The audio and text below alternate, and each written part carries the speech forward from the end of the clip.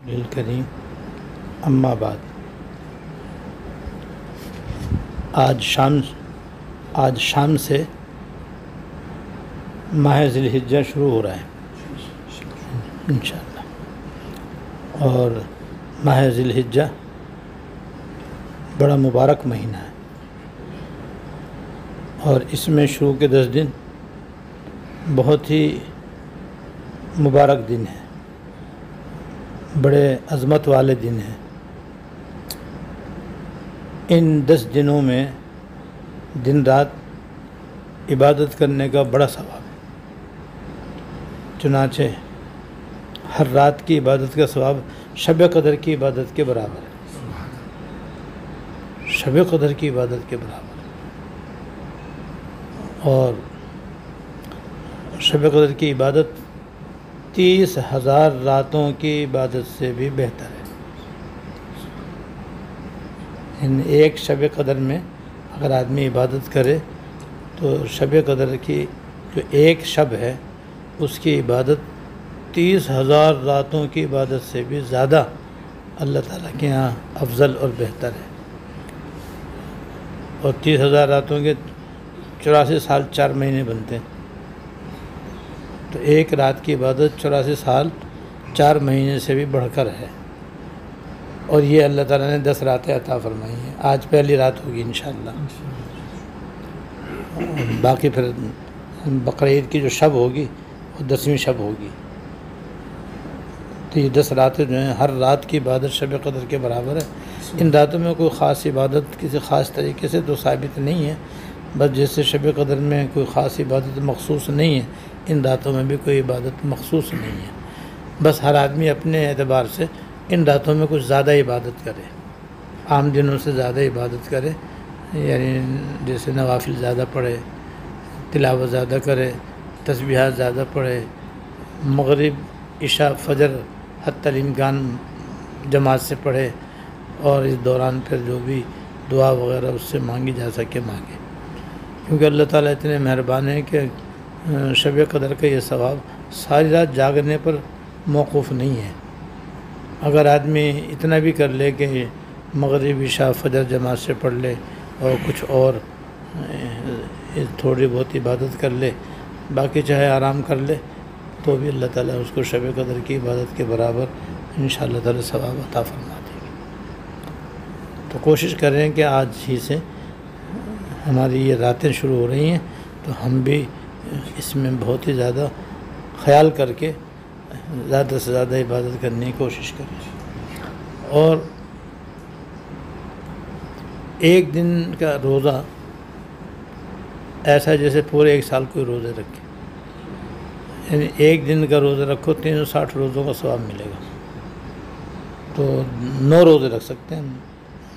کیونکہ 10واں روزہ تو بقرعید میں آ جائے گا، اور بقرعید کا روزہ حرام ہے، لہذا 9 روزے کو رکھے گا تو 9 سال روزے رکھنے کا ثواب ملے گا۔ اور عورتوں کے تو اکثر رمضان کے روزے قضا ہوتے ہی ہوتے ہیں، تو وہ اگر ان دنوں میں اصل تو قضا رکھ لیں، ضمناً ان دنوں کی فضیلت حاصل کرنے کی بھی نیت کر لیں گے، تو انشاءاللہ دونوں کام ہو جائیں گے، 9 روزے بھی قضا ہو سکتے ہیں، اور ساتھ ساتھ 9 روزوں کی جو فضیلت ہے وہ بھی انشاءاللہ نیت کرنے کی وجہ سے اس کا بھی انشاءاللہ ثواب مل جائے گا۔ تو دن کے ایک روزہ 1 سال کے روزوں کے برابر ہے، اور وہ جو 9 تاریخ ہے عرفے کا روزہ، اس کی بھی بڑی فضیلت ہے کہ اگلے پچھلے 1 سال کے گناہ اللہ تعالیٰ معاف فرما دیتے ہیں۔ اور ایک حدیث میں یہ ہے کہ یہ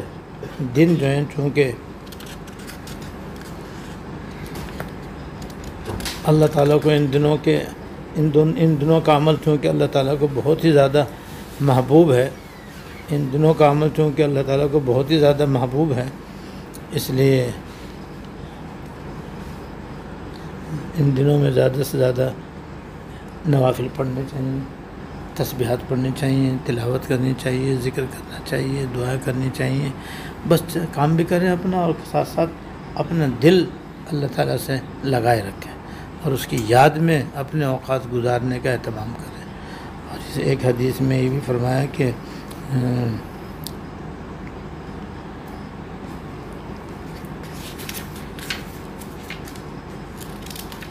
ان دنوں میں تسبیح، تکبیر، تحمید اور تحلیل زیادہ سے زیادہ کرو۔ تسبیح کہتے ہیں سبحان اللہ کہنے کو، اور تکبیر کہتے ہیں اللہ اکبر کہنے کو، تحمید کہتے ہیں الحمدللہ کہنے کو، تحلیل کہتے ہیں لا الہ الا اللہ کہنے کو۔ تو یہ 10 دن جو ہیں اس میں یہ 4 کلمے زیادہ سے زیادہ پڑھنے کی حضور نے ترغیب فرمائی ہے، تعلیم فرمائی ہے، لہذا ہمیں یہ بھی زیادہ سے زیادہ پڑھنی چاہیے۔ اب جو ہم تسبیحات پہلے سے پڑھ رہے ہیں اس میں بھی یہ ہے، اسی کو اور بڑھا لیں، یا پھر ایک آسان صورت یہ کہ ہر نماز کے بعد یا ہر نماز سے پہلے ایک تسبیح سبحان اللہ کی، ایک الحمدللہ کی، ایک اللہ اکبر کی، ایک لا الہ الا اللہ کی پڑھ لیا۔ ویسے بھی یہ کلمات ایسے ہیں کہ ان کی بڑی فضیلت ہے، بڑا ثواب ہے۔ ایک روایت میں ہے کہ حضور نے صحابہ کرام سے پوچھا، ہمیں تم میں سے کون ہے جو احد پہاڑ کے برابر عمل کرے، یعنی احد پہاڑ کے برابر کوئی عمل کرے، یعنی جس کا ثواب احد پہاڑ کے برابر۔ تو صحابہ نے کہا حضور ہم کہاں کر سکتے ہیں؟ کہا تم بھی کر سکتے ہو۔ پھر فرمایا سبحان اللہ کا ثواب احد پہاڑ سے زیادہ ہے، الحمدللہ کا ثواب احد پہاڑ سے برابر زیادہ ہے، اللہ اکبر کا ثواب احد پہاڑ سے زیادہ ہے۔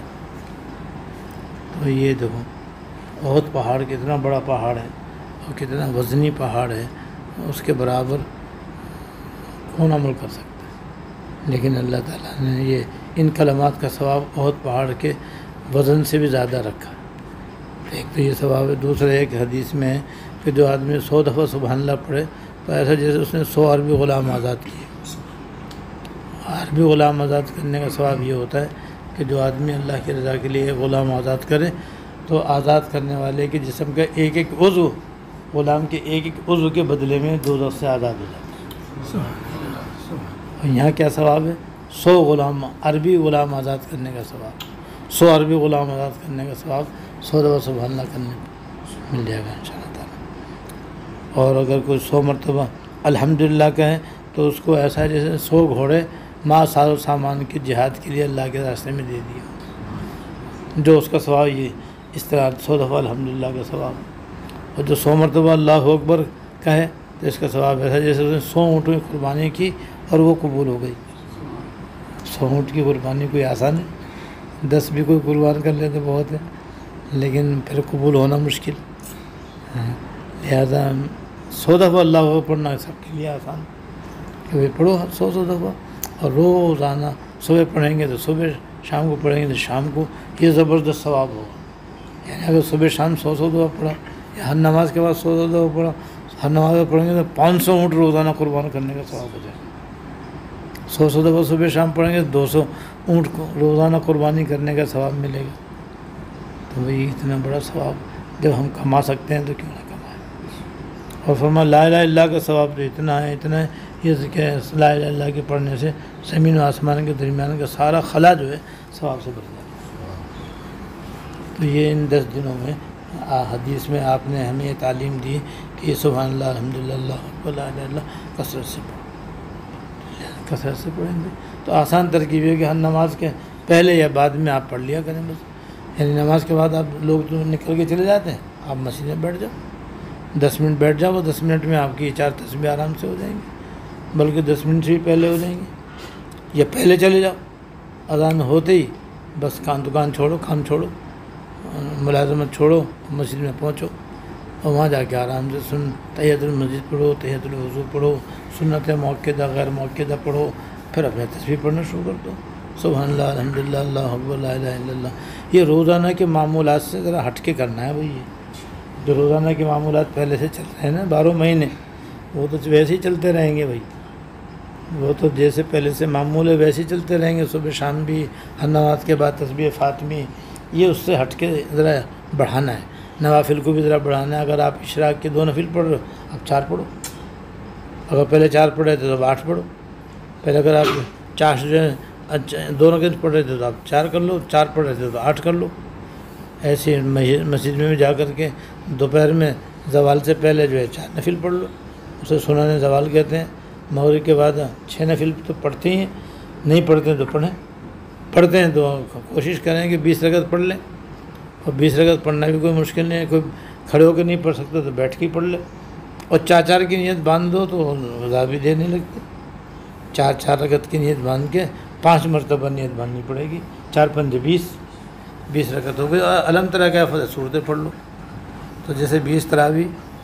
غیر حافظ رمضان شریف میں اس طرح سے 20 رکعت تراویح پڑھتے ہیں، روزانہ پڑھیں، آپ کا آدھا گھنٹے سے زیادہ نہیں لے گا۔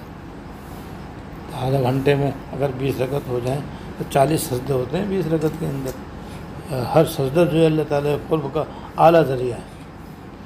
اور ثواب الگ اس کا، شب قدر کی عبادت کا ثواب انشاءاللہ ملے گا۔ اور عشاء اور فجر جماعت سے پڑھ لیں۔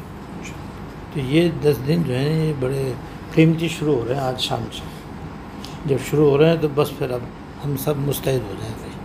اور جو حضرات خواتین و حضرات جہاں بھی ہیں اور جو ان باتوں کو سنیں وہ بھی مستعد ہو جائیں، اور وہ بھی اپنے اپنے علاقے میں جہاں بھی ہیں وہاں ان راتوں اور دنوں کی قدر کریں۔